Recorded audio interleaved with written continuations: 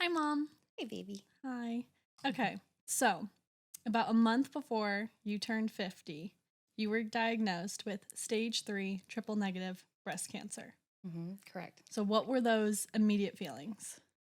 Wow. A little bit of shock because it's not genetic and I Mm-hmm. didn't have any underlying conditions that would explain why I would have it Yeah. and that it was already stage 3.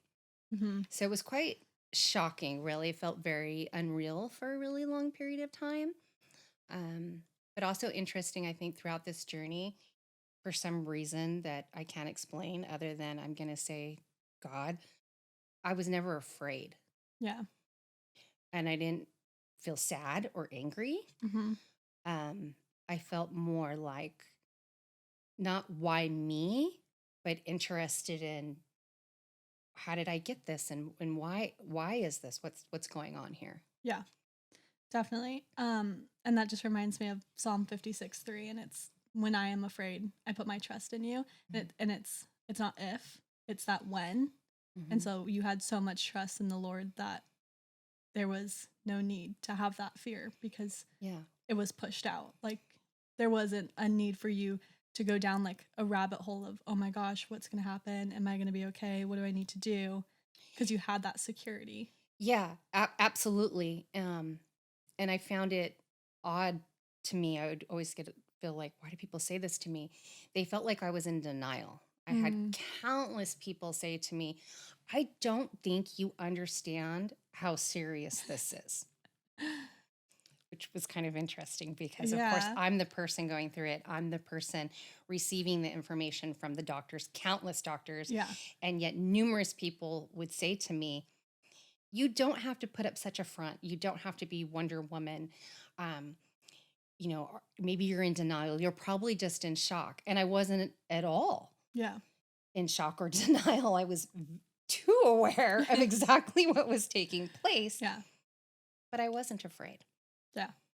Well, that's good. Yeah, it was good. I would say the bigger feeling that I felt was not why is this happening to me, but more like what is the purpose behind this? It was interesting to me that what's going on here? How did this happen and why? Yeah.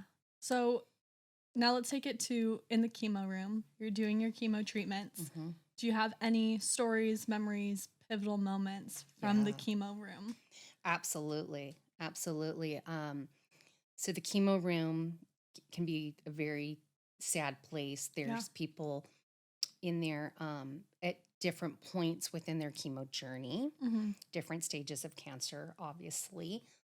So when you go in there for the first time and you're looking around, it's really scary. And you can't help but think, wow, when's that going to be me? Most people in there have blankets pulled up to their neck. They're oftentimes wearing an eye mask. They look really frail and terrified. Mm-hmm. And you sit there and you can't help but think like, okay, well, I wonder what day they're on, what week they're on, Yeah, and like this is coming. yeah, and at what point in my journey is this going to be me? Mm-hmm. So it's really terrifying. But that first day that I was there, maybe it was the second time, there was a man walking around pulling his chemo, his IV, Mm-hmm. walking around the floor, walking so fast that his wife was like kind of trotting behind him. And he says to me, he was an older gentleman, and he says to me, if you're going to sit here in my row, then you need to get up and walk around. And it was so like this light bulb goes off that, oh, yeah, why am I just laying here waiting for something to happen to me? Yeah. I can get up and I can walk around and just drag this machine around with me. I don't have to lay here and be a victim to this. Yeah. And he was energizing to me, and I could then be that too to Mm-hmm. other people. So right then and there, I was like, you know what, sir, you're right. Here I come. So up I got, dragged my machine around with me, started walking around the floor, started talking with people, and that changed everything. Yeah. People wanted to engage and they wanted to talk. Yeah. And most people don't realize this about me. They think that I'm really extroverted, but I'm really introverted. It is not like me. Twinsies. Yeah, it is not at all like me to engage in conversation. Mm-hmm. Yet, for some reason, when I'm there in that chemo room, or really now throughout this whole journey, I do want to talk to people. And I do Yeah, feel like it's God working through me to engage in these people. definitely.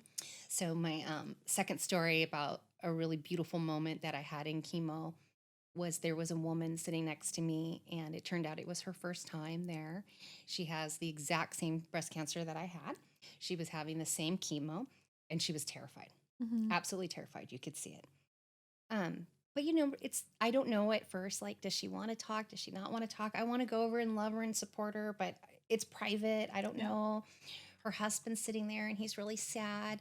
And it just so happens that that day I had brought in these ice packs that you need at some point during your chemo that I no Mm-hmm. longer needed. Mm-hmm. And she didn't have any. They had a grocery sack full of ice, and that's what they were going to use. And then the nurse said, "Oh, you're donating that, right? Can we use that?" And I was like, "Yeah." So then the husband thanked me, and that got us talking. And then immediately this we started talking about well, the lady asked me, what type of cancer do you have? And I told her. We found out we had the same cancer. I was at the end of my chemo journey. She was at the beginning. Mm-hmm. And she asked me, "Oh, so you're not sick? And what are you doing? What is the secret?" And I told her, I don't have any secrets. I'm just trusting in this journey. I Yeah. have a huge group of people who pray for me, and I feel their prayer. And there's nothing special about me. This can be you too. Yeah. This can be you too. And she told me, I don't go to church anymore. I don't go out with my friends. I don't go to dinner. I just stay home and I go to chemo. And I told her, it does not have to be like that for you. It does not. You can still do all of those things. Yeah. Definitely go back to church. Let them love you. Let them pray for you. Mm-hmm. It will make the biggest difference. I promise you it will. I'm going to pray for you. You're going to be okay. And next thing I know, the covers come down. She's looking around. She's smiling. They're from Africa, and Uh-huh. they brought these snacks. They're sharing snacks with me. So cute, so sweet. And then we started texting all the time, and occasionally I would see her in chemo. But it was that beautiful moment where I got to pass on some strength to somebody like it had been passed on to me. Yeah. And from that point forward, there were a lot of times where that would happen in that chemo room, where just that smile um, would turn into this beautiful, uplifting moment, and always ended up talking about God, which I thought was Yeah. interesting because I felt like for a very long time it was like, you don't talk about God in public. Mm-hmm. Um, Especially now, I feel like that's such a common thought. yeah, Like yeah, it's such a common belief that people have now. It's kind of can be like hush hush or like I'll yeah, talk about it if you bring it up. Then it will open the door for me to talk about it, but right, it can be nerve wracking. yeah. Um, so now we're openly Yeah. talking about God in the chemo room. And the same thing was at work. Now we're open. I've worked there for 30 years. We never talked about religion. Now we're always talking about God. Mm-hmm. And Like this just opened that door it just opened that door immediately. immediately. And that's really good. It was amazing. Yeah. And so those are amazing stories. They were First of all, beautiful. I mean, I heard them already, but I love Yeah. them. Those are definitely my two favorite stories. And like those are really good moments, but I know that there were also really bad moments. Mhm. Like obviously cancer is not all rainbows and Mhm. sunshine, obviously. So Yeah. like what happened when there were those negative moments because Yeah. like you could talk about post mastectomy, Mhm. and what's it called? Expander The failing? chest expander challenge. Yeah. Yeah. So I'll walk you guys through that journey. Mm-hmm. So I was diagnosed in June, I think it was 2022. Mm-hmm. And I went through my chemo. And then when I finished chemo, I had a mastectomy in January. Mm-hmm. And then a chest expander went in, which is basically a placeholder for later on to have reconstruction done. Yeah. Well, my chest expander failed just due to lack of blood supply. It got infected and it had to come out. Mhm. And then I was transferred to a different hospital. to have it taken out and to do hyperbaric treatment to Mhm. try to heal that Which is wound. crazy, by the Yeah, way. so it's kind of like an So avatar if you're not familiar with a hyperbaric chamber. you absolutely looked like you were an avatar. Yeah. As the daughter, Yeah.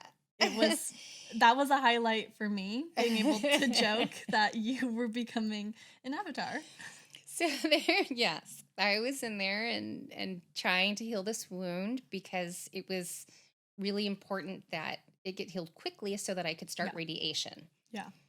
So for the best odds for me, I needed to start radiation within a certain time frame of stopping chemo, but couldn't start radiation because I had this very large wound where this breast used to be, Yeah. and it needed to heal. Mhm. So aside from just or in addition to doing the hyperbaric treatment, I also had to go to wound care. Mhm. And at wound care, that was pretty interesting experience.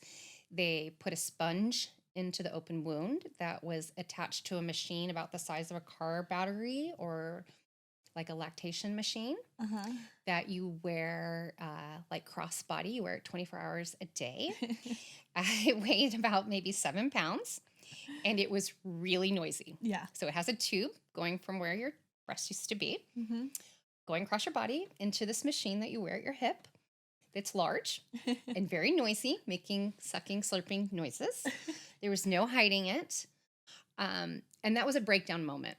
Yeah. So, not when I found out that I had cancer, not through all the surgeries, but the moment that I'm leaving the wound care with this machine, I completely broke down. Yeah. That was the first time that I cried all the way home, got into bed, pulled the covers over my head, and decided I was not going to leave this bed until I don't know when. Mhm. That was my breaking moment. And then what happened, and this happened actually several times, was this beautiful light in flowers. For some reason, for me, it was flowers. Starts at the bottom of my feet and swirls up my body and just lifts me up. Mhm.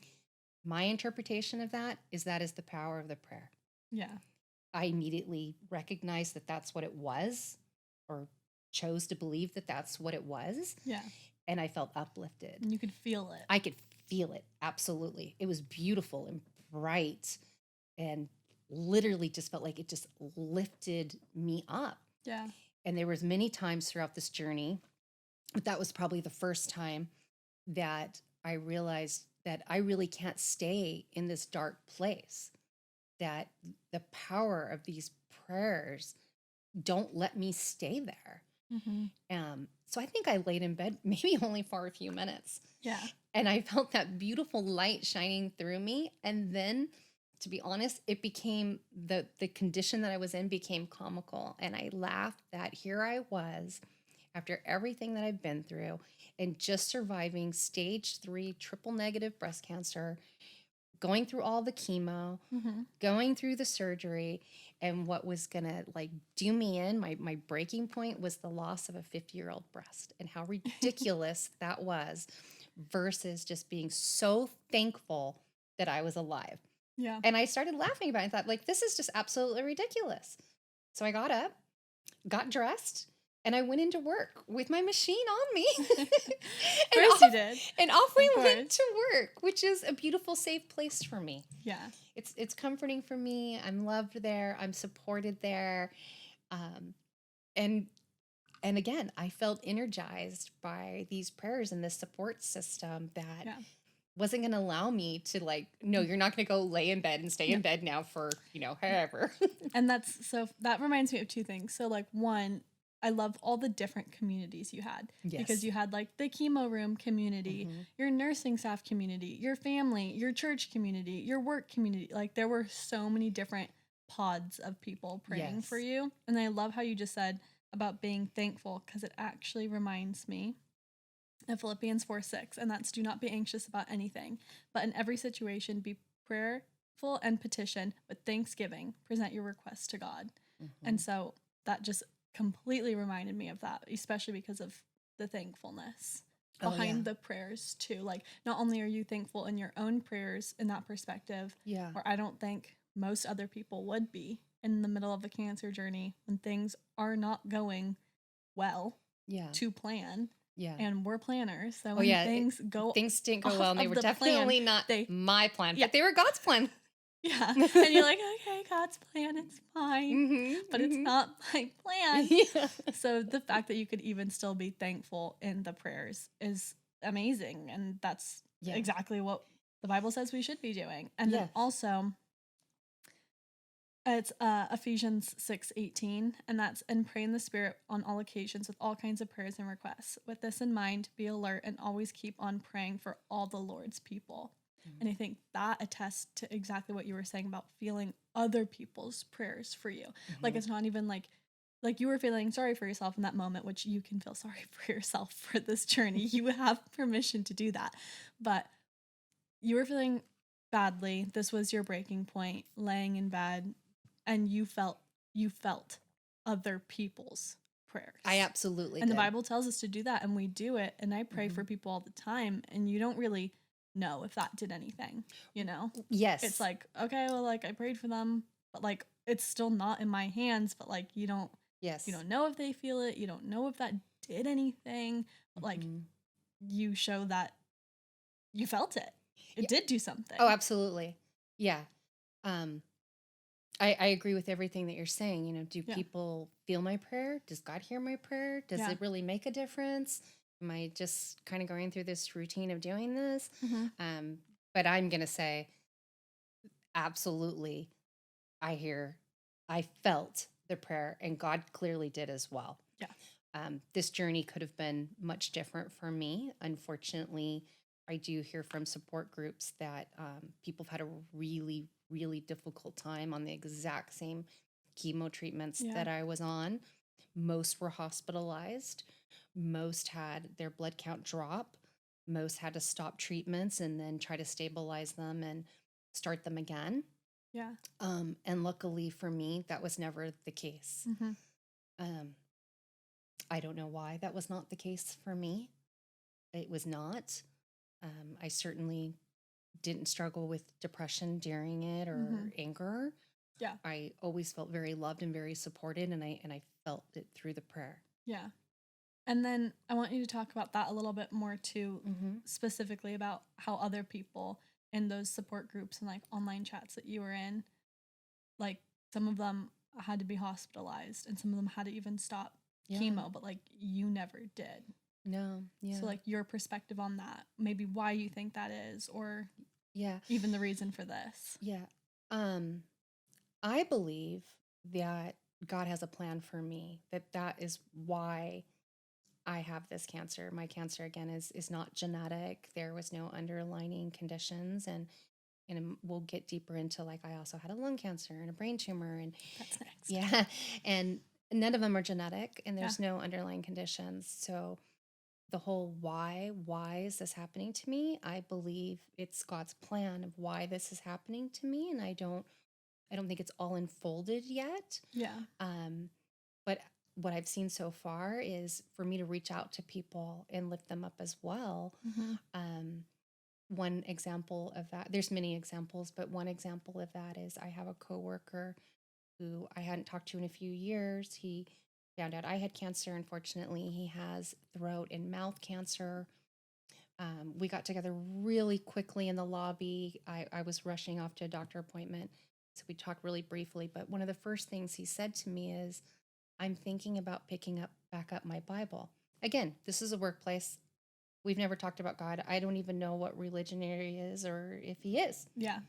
But one of the first things he says to me is, how are you doing? Oh my gosh. Okay, we'll have to get together soon. I'm really thinking about picking back up my Bible. And I said, yes, yes. Wait, yeah. Yes. Actually, I have a couple minutes. Yeah. And that's what I wanted to talk about. Yeah. And I felt that was absolutely God working through me to tell him, yes, pick up your Bible.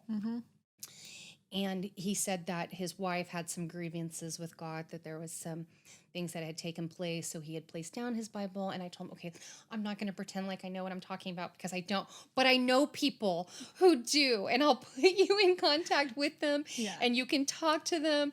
But what I do know is, yes, pick back up your Bible and pray and lean into it Absolutely. because it's going to make a huge difference. And I got to run, but let's talk soon. And God's going to be with you and you're going to be okay. Yeah. And we talk all the time, and he has picked up his Bible and he's doing really well. And yes, he's had struggles with it just like I Yeah. did. It's not rainbows, just like you said. But he's But there doing are well. moments of rainbow. Oh, absolutely. And that was the moment right there. Oh, you were talking about how like you were never like you weren't angry with God. You didn't have No, those I grievances don't with have, God. You no. just understood that like there is a plan Yes. that he can do with this. Yes. It's not like, oh, God did this to you, but he is doing things in you. He's doing things Yeah. through you because of this Yeah. situation that you had to go through. Yes. So, we'll talk about this probably a little bit more, but so every night I'll call it my standard prayer, which is, Lord, thank you. Thank you for keeping my daughters healthy. Thank Mhm. you for keeping my daughters safe. Please help continuing to guide them in the journey that you have set out for them. Yeah. But I've never thought about or prayed about what's my journey. Yeah. Never. Such a mom. Yeah. Well, I mean, even before I was a mom, right? Yeah. I never really thought like, why am I here? What am I supposed to do? I just haven't had that thought. Mhm. And then when I got cancer, immediately it was like this light bulb went off. It wasn't, oh, why me? But now like, okay, there's something going on here. I don't fully understand it yet. Yeah. I'm watching it unfold. Mhm. And what am I going to do with this? Yeah. And I think it's only just begun, Yeah. really. And I get little glimpses of it, I think, like my coworker in the chemo room. Mhm. We Definitely. could talk about some hospital stays as well. Yeah. I definitely get these moments of opportunity where I feel like it's revealing itself to spread his word. Mhm. But I also believe that it's so much bigger than that. And I'm just not there yet. Yeah. But I'm being prepared for it. Yeah. Okay, let's talk about breast cancer. Mhm. All the difficulties with breast cancer that came. Then lung cancer. Yeah. So when I was doing my 1 year checkup, that you're all clear, you're great, go Yeah. live your happy life. Then during a PET scan, Mhm. it was shown that there was now some spots on my lung. Yeah. And it was presumed that that would be from the breast cancer, but a biopsy showed that it was not. Yeah. It was its own unique cancer, not at all related to the breast cancer. As a Which- non-smoker. As a non-smoker, Lung cancer. yeah, That's non-smoker, not related to the breast cancer. not working in any type of environment, asbestos or the weed killer or anything that anybody would say gave me Oh, this yeah. lung cancer. Nope. So shocking to my oncology community that they had the lab 2 times re-go over the biopsy Mhm. and did another biopsy on me Mhm. to confirm that it was really not from the breast cancer because Because they were so confused. they were so confused. Yeah. They even sent me to a different specialist to review it because They were so confused. So were we. Yeah. So I think that's another interesting thing. Like, right? Like, How did I get what? this and why? And like at that 1 year mark. Yeah. And was that a setback for you? No. What was the feeling?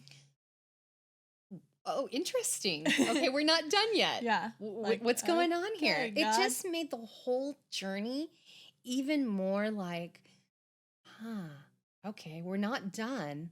Mhm. There's work to be done. There's something so much more here. Yeah. Um, And I feel like for me, Mhm. at least when you had breast cancer, it wasn't really like my mom has cancer. Like to Mhm. me, it really wasn't real, mhm, especially because you never appeared sickly. mhm. So then it really like nothing really changed. You still worked full time. Like there Yeah. was really nothing. Like you lost your hair. I and lost I my got hair. to shave your head, and that was so therapeutic for me. As a, as a daughter, that felt so good. But like, I think the lung cancer diagnosis for me was like, oh, it's like real, Yeah. but not like a huge setback. But Mhm. then how much later after, so you're diagnosed with lung cancer, Yeah. like the next week you have lung surgery, Yes. right? Yes. And then, So that went really well. yeah. See an enormous amount of doctors again, and Yeah. they all say the surgery went really well. We got it all. You don't need to do chemo. You don't need to do radiation. Go live your happy life. Woo. And I'm like, okay, yay! Like I'm done. Now I'm done. Yeah. Now I'm really done. And then after, I think, a full week of Yeah. you being a little clumsy, a little dizzy, you have some Yeah. headaches, Yeah. you're falling into things. Yes. And then we So finally convince you yeah. to go to the emergency room. That was what, 1 week after the lung surgery? Well, about a week after the lung surgery, I started having what I thought were really bad migraines, maybe even vertigo. Although I've never had migraines, I've never had vertigo. I was self-diagnosing that must be what this is. Yeah. And of course, a lot of people were saying like, well, yeah, you just look at all that you've been through. Your body's processing it, and who knows, like what weird positions you were in during that lung surgery, and you were, in surgery for however many It's just hours. a couple days after surgery. Right. Like, of course you have a headache and, your neck is sore. Yeah. And of course I thought that too. Like, never would I think like, oh, I have a brain tumor. But then, yes, things started getting worse. The blurred vision. I started vomiting after every time that I ate. Yeah. Definitely bumping into things. Couldn't see. Couldn't drive. Definitely couldn't drive. Enormous amount of pain. Yeah. At night, or really all the time from it. Yeah. And this was It happened pretty escalated quickly. within 7 days. Yeah. It was Escalated like really quickly. extreme escalation. Yes. And then we finally get you to the ER. Well, I go back to the lung doctor. Oh, yes. Actually. So I go to the lung doctor because he's removing the stitches. This is 2 weeks or so after surgery. Yeah.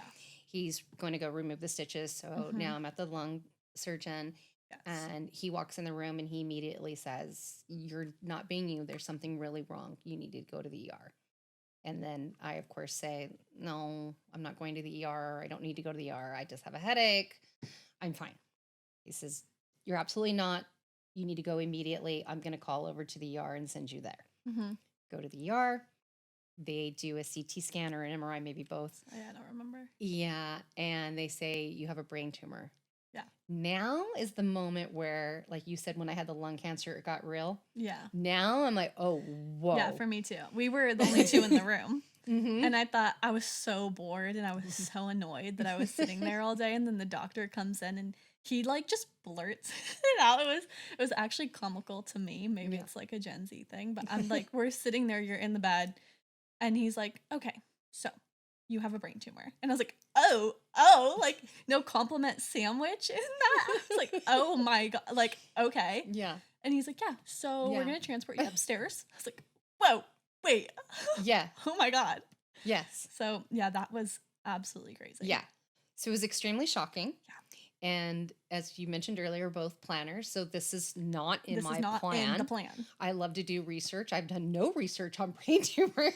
No. So I'm like, we weren't prepared. I was not prepared. And because of this brain tumor, I'm not thinking clearly. Yeah. Which was the worst part of the entire journey, was not being able to have control over my thought process. Yeah. So now I feel extremely vulnerable. Yeah, and this was the first time that I saw you as like foggy Yes. or sick. Like Yeah. this was the first time that you weren't you. No. So like that Yeah. was also like that Yeah. shifted our whole family dynamic Mhm. even, because right after you were diagnosed with the brain tumor, I went outside to call my sister Savannah, and I go outside to call her and then to call my dad. Like I had the list of who I was going to call in order. So I go to call my sister and I was just like, what do I even say? Like, I just didn't like how the doctor told me, like, how do I say it? I guess that is the best way to say it. Yeah. So I was like, oh my gosh. And when Savannah, of course, as another planner, asked me 10,000 questions. Yes. And I was like, That's what we do. I don't know. I know. I don't know. Yeah. I'm at Torrance Memorial. You Yeah. can come here. And then when I Yeah. called dad, I was like, oh, mom has a brain tumor. And Yeah. he was at work. So I'm on the phone. I'm like, oh, mom has a brain tumor. And I can hear him driving. And he goes, I'm on my way. I'm like, are you coming in your work truck? And he's like, I don't know. I'm coming. Yeah. It's like, oh, okay. Like, it was really the first time the whole family was like, Shook. like, Yeah. what is going on now? Yeah. Yeah. And in that moment, for me, I was at the point where, here we are. I don't think anybody could not tell you who the president of the United States is right now, right? Like, Yeah. you hear it's on It's, constantly what's going on in the world. yeah. And I did not. Yeah. I didn't know who the president was. I was very unclear on what the date was. Yeah. So in my head, I knew, but I really wasn't able to articulate it. So I felt extremely vulnerable, and that was a horrible feeling. Yeah. But because it was so serious, there really wasn't enough time to dwell on it, because surgery happened No. right after that. Happened really quickly. Yeah, like the next day. Yeah. And then the brain tumor, definitely not making light of anybody's brain tumors, but to give a little bit of context around that. So the brain tumor was about 2 inches. It was on the right side, but it was wrapped around my central cortex. Visual cortex. Was it visual? I thought it was called central. Well, okay. Who knows? The center of the brain. It was wrapped around that. So it was quite difficult to remove. And I knew that it was impairing operable. Your vision. Yeah. Impairing function. And what I later learned is that it had shifted my brain to the left 15 millimeters. And at 20, the doctor said you would have been, and I didn't even ask what this would have meant. I don't know if that means you would have died or you would have been a vegetable. Yeah. But I do know through the many doctors that I've seen after the fact, and including while I was in the hospital, they all said that they read my chart and they find it quite fascinating, that they're amazed that I'm even walking and talking. Yeah. I think every doctor was always like, huh? Let alone survived. Yeah. So again, I feel like that's a really interesting part of my journey, where I have these specialists in neurology saying to me, wow, we're really surprised that you made it. Yeah. And that when you did, that you're not having to relearn to walk and talk. Yeah. You were making fun of me after surgery, actually. Right after brain surgery, I go in there. I don't remember what you said to me, but I think you said something funny about me having attitude or something. Or you wanted me to go buy a new pair of shoes, and I did that. You wanted me to buy a new pair of shoes on your debit card while you were going through brain surgery, and I didn't, and you were so mad at me after brain surgery. You open your eyes and you're like, did you buy shoes? And I was like, no. Yeah. I didn't go shopping in the middle of your brain surgery. And you were like, Natalie? I was like, okay, she's fine, doctor. You did amazing. She's good. Yeah. She's good. So we'll sidebar for a minute that my surgeon who did the mastectomy, I had a follow-up appointment with her, and she came into the room and she was just crying. So this was after my brain surgery. This is a follow-up appointment. Okay. And she comes into the room and she just bursts into tears as she sees me sitting. She looks around the room and then she bursts into tears. And I'm saying to her, what's wrong? I haven't had any tests done, so I don't think she's here to deliver bad news. And she says, oh my gosh, I'm just so happy to see you. And she tells me how my oncologist had called her and told her that I had this brain tumor. And she even ran in to the neurologist who did the surgery, but she was terrified to ask the neurologist how it went. Yeah. Because she said in all her 30 years of being a surgeon, she pretty much already knew what the outcome would be, and that she fully expected me to be in a wheelchair with a family member wheeling me into her room. And the fact that I was sitting there by myself with nobody else in the room talking to her, clearly I had walked in there. Yeah. She immediately said, this is God's doing. This is a blessing. Oh my gosh. And she was just crying in tears of joy. And that's all we talked about. Yeah. With your doctor. Yes. And she ended up saying, I was supposed to be in here like checking on you and consoling you, and now you're consoling me. And Yeah. but it was another beautiful moment. Yeah. And you were in the hospital a lot and you saw a lot of doctors, a Yes. lot of stays in the hospital. Hmm. And you have a lot of memories of doctors, hospital staff Yeah. having very similar experiences with you. Yes, I do. Through all of those times, each time anybody came into my room, Mm-hmm. um, they would just say how beautiful the energy was in the room, Yeah. which I then later realized was definitely God's presence in the Yeah. room. Definitely. I didn't realize that at first, but after hearing it over and over again, I would realize that. Yeah. I also had, I think what maybe you were leaning into was um, all of these specialists have all said that it's really quite amazing that I've survived what I've survived Yeah. and that I'm doing as well as I have. Yeah. Um, so like when I saw the neurology oncologist and he said like, okay, how are you doing? What's going on? And I told him like, oh, well, I have this blank spot on the left-hand side that I really can't see out of. It's super frustrating. Mm-hmm. Um, kind of have a little bit of a memory issue and that's super frustrating because Yeah. I just want to return to work. Of course. And he was like, whoa, stop. What we should be talking about is you learning how to rewalk and talk. Yeah. We should not be having a conversation about you having like this little blank field of vision or you had a hard time playing a memory game at this point. Yeah. Like, no. And then I realized, oh, okay. Again, like I wasn't educated on brain tumors. Like I never had time to research this. I didn't really know what to expect, what's normal, not normal. Mm-hmm. But then having these doctors tell me, like, it's amazing that you're even walking. It's amazing that you're even talking, that you're able to feed yourself. We had you set up for occupational therapy so that you could relearn how to do these things, brush your hair, brush your teeth. And you're like, when can I go back to work? They're like, work? Yeah. As an analyst? Yeah. Take a break. Yeah. Take a break, girl. But it was another moment to go, the expectation of these highly qualified medical personnel, dozens of different doctors, I literally have dozens of different doctors, all telling me what should have scientifically taken place. Yeah. But yet what did take place was another moment where I go, how can you possibly deny that God doesn't have his hand on this? Yeah. I had an exact moment that was an exact thing for me. And it was right after the brain tumor diagnosis. You're going in the MRI machine and I go in with you. Mm-hmm. So I'm sitting in the MRI room and I can't take my phone. So I'm like so bored, to be honest with you. And it's because it's so long. I was having a blast. And it's so long of like the of the machine. And I was like, I guess I should pray. Mm-hmm. And so I go, what else am I going to do? I'm sitting here staring at your little legs hanging out of the machine.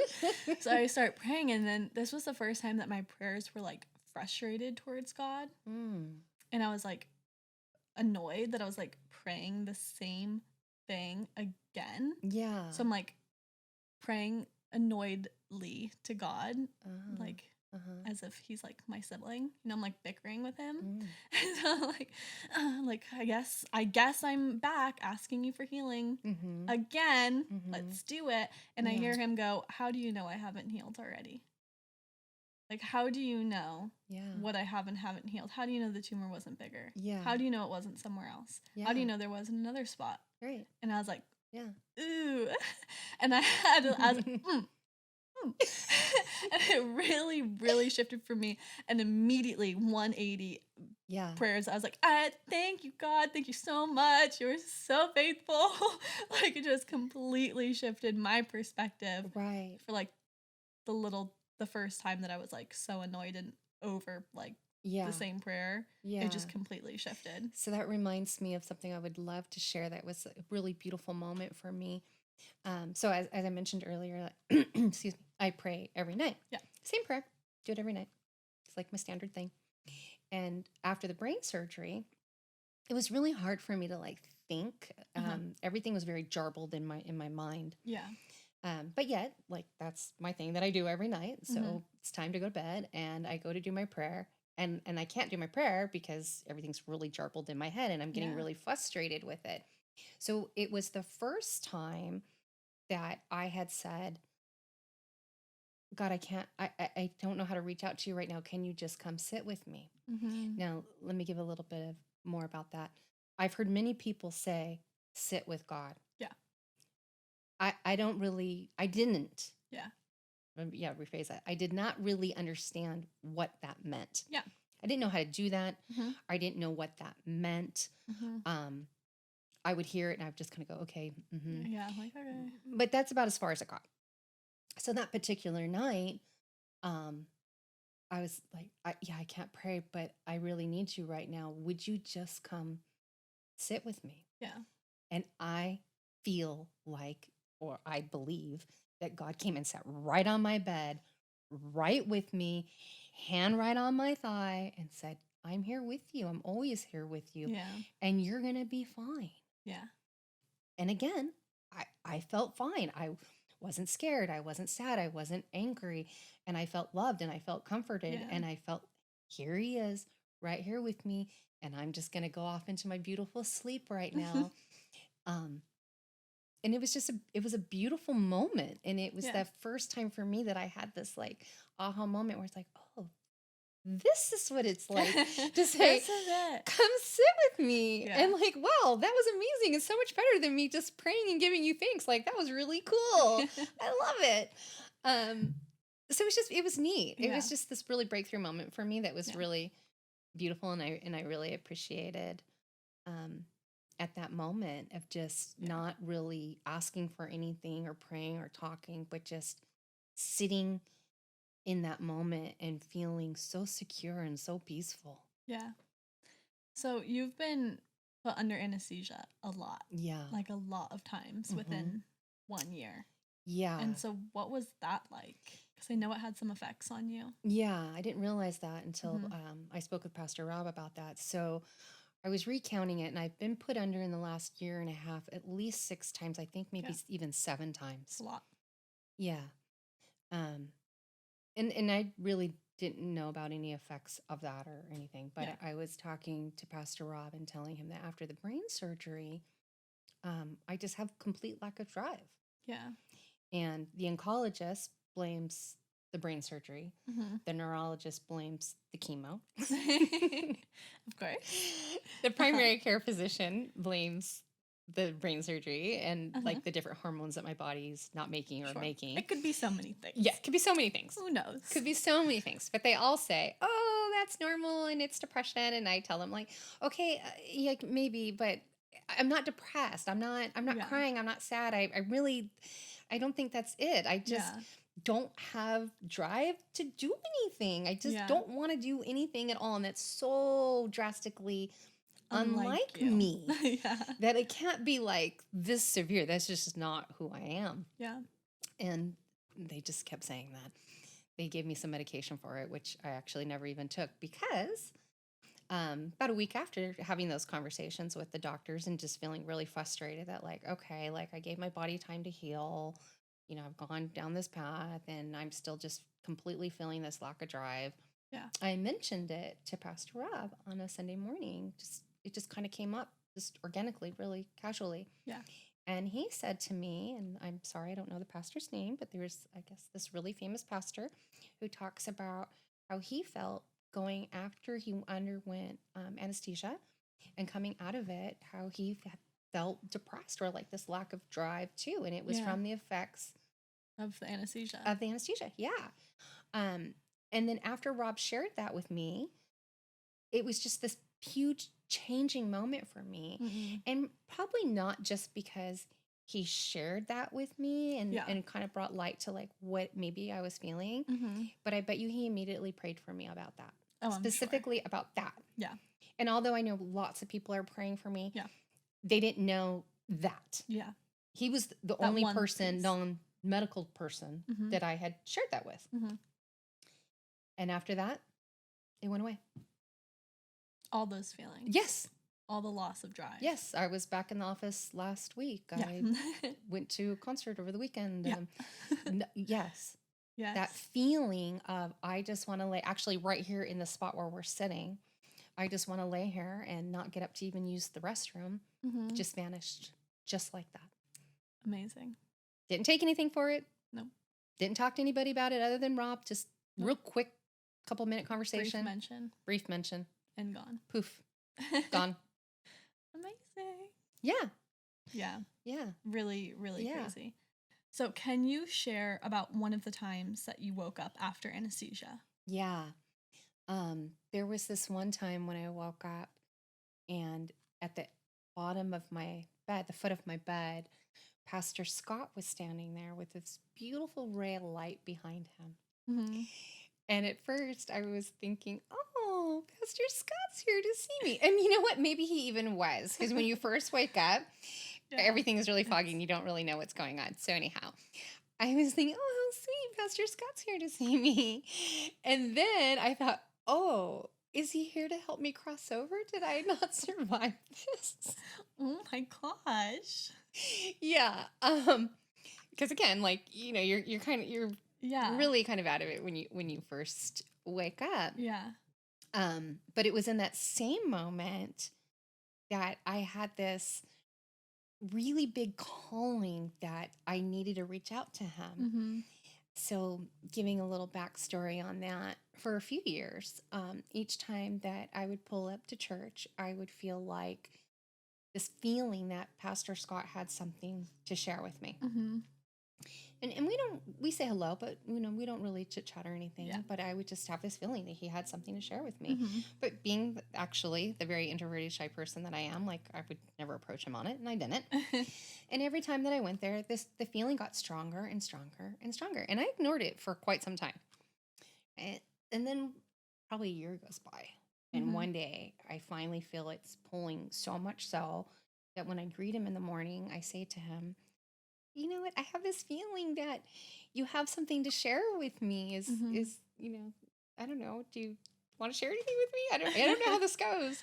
Yeah. And he said, oh, really? You know, oh, I don't know. You know, I'll pray on that. I'll lean into it. I'll get back to you. And I'm like, okay. So each next Sunday when I pull in the parking lot, I'm anxiously waiting for, what does Pastor Scott have to share with me? And we just say our hellos and that's it. Yeah. And I'm feeling kind of disappointed, like, gosh, I can't kick this feeling that he has something to share with me. Mm-hmm. What is it? And it's not revealing itself. Mm-hmm. So now fast forwarding, like now we're probably 2 years down the road. Yeah. And I wake up and I think I see him standing at the edge of my bed with this beautiful light around him. And I'm confused on whether or not he's really there or did I pass away and he's here to help me pass over. Yeah. At that same time, and in a few days following that, while I'm in the hospital, I feel like God speaks to me and says to me, it's not that Pastor Scott has a message for you. You have a message for him. Mm. And I was like, oh, okay. So, I don't really know what that is or how to do that. Yeah. So I'm a little bit confused by that. And I am confused. I've just had the brain surgery. And while I'm recovering from the brain surgery, I can't shake this feeling. I just cannot let it go. I just keep thinking about it and thinking about it and thinking about it. So I reach out to him and ask him to have lunch with me. And of course we do. We have a nice lunch and we talk about lots of different things. And I tell him this story. Yeah. And I tell him, I don't know what it is that I have for you. And I don't know what that means or how to do that or how to give this to you. Yeah. But I feel like I need to reach out and like put my hands on you and I have something for you. Yeah.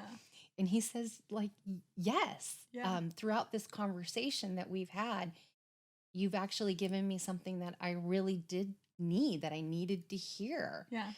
And I don't really know exactly what that was. Yeah. But again, it was this beautiful moment where I felt like I was a vessel and there was something that I didn't quite understand that I had to give to him. Yeah. And it felt like it was very clear that he was receiving it and he knew what it was, which was really the point of it. It was important. It really wasn't for me to understand. Yeah. It was for him. Yeah. And it felt like he received it and I felt like I delivered it.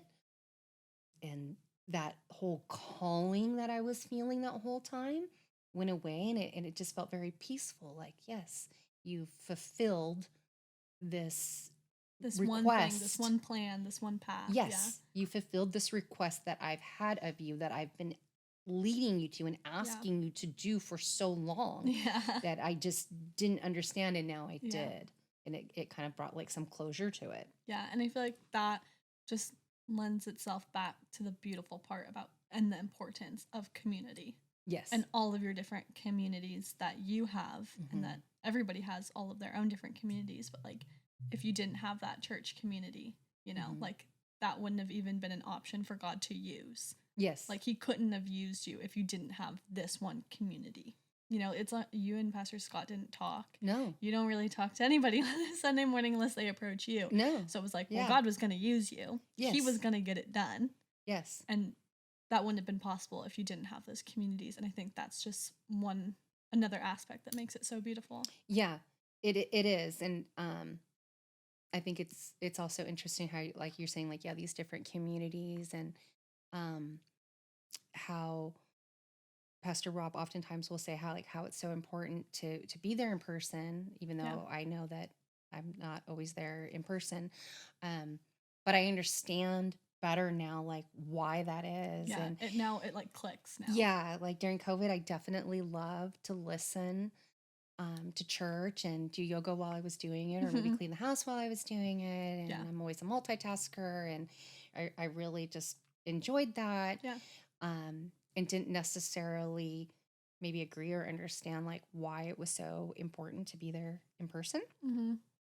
And now I realize that if I had not been there in person, perhaps I wouldn't have had that type of strength and support surrounding me like I did. Yeah. And matter of fact, there's been countless times where people from the church have come over that I don't know. I don't Mhm. even know their name. Later, I will say to you so and so and have to describe them. Yeah.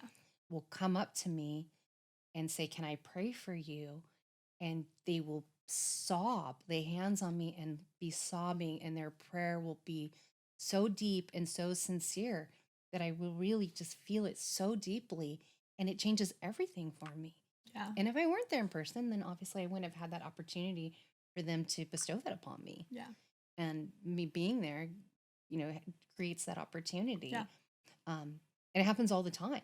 Yeah. And it's not just like, oh, let me pray for you. Oh, thanks. Yeah, that was nice. Yeah. It's like oh no, like you feel it like Yeah. lightning going through your body. Mhm. And it's really undescribable, but it's Yeah. such a beautiful feeling. And those are the feelings that help empower me. Mhm. So when I'm walking away outside of that church and I'm walking into the chemo room or a doctor appointment and maybe getting another diagnosis that I don't necessarily want to hear, um, I feel like it's okay and I feel at peace. Yeah. And so then like what are your feelings now? Like do you feel like this is the end of God's plan? Do you feel like this is No. the end of the journey? Like Yeah. what are the feelings? I feel like it's just the beginning, even though there's been a lot. Yeah. Um, But it's only been a year and a half. it's only been a All year of and a that. half. Yeah. Yeah. So yes, a lot's taken place. Yeah. But I do deeply feel like there's this big reason underneath it all that hasn't quite been revealed yet. Yeah. And I get these moments of opportunity to shed some light, or some brightness in somebody's day, and Mhm. maybe tell them, yes, pick back up your Bible, and these little moments, but they're too small. Like I feel like there's something so much bigger still to come. And so I just try to be really open minded to what that might be, Yeah. not miss out on any opportunities like this one right here, Yeah. to share and spread and to open myself up to people, Mhm. so that that opportunity can take place. I think God is working through me, Absolutely. probably not just to share his word, but something so much more Yeah. that will be revealed when he's ready for it to be revealed. Yep. And we don't get to plan it. No, I don't get to plan it. And I Yes. am a planning analyst and I love to plan and I want to know why and why. Um, But just being able to peacefully wait with yeah, open arms, like, okay, yeah, I'm ready. I've y- been through it a lot, yeah, and I'm ready to just follow your plan yeah, exactly. because it's gonna be good. Yes, There's gonna be good in it, even when there's bad. I feel excited about it. That's crazy. I know, but I feel, But good. yeah, but I do feel excited. Um, as I feel like it's going to be amazing. So that's why I'm excited. Yeah. And I do feel safe throughout it. Mm-hmm. So whatever it is that might still come my way, Yeah. I do feel like it's going to be okay. Yeah. And it has a greater purpose and it's going to be beautiful. And Yeah. it's just all unfolding. But for me, I do feel like it's still just the beginning. Yeah.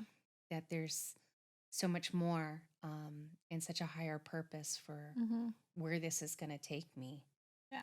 We just don't know it yet. Well, we just don't know it yet. So things that I wouldn't normally do, like talk to strangers, I wouldn't normally do that, or Me be either. so receptive to people in a chemo realm. I Mm-hmm. really wouldn't do that. I try to be really receptive and open with people so that I don't miss this Yeah. opportunity because I feel like I am being used as a Because there is vessel. something, Hmm. and you're just ready for whatever it is. Yes, absolutely. Well, thank you for sharing everything and being you. so open and honest. Love you, Mom. Love you. Ooh. Love you. Love you.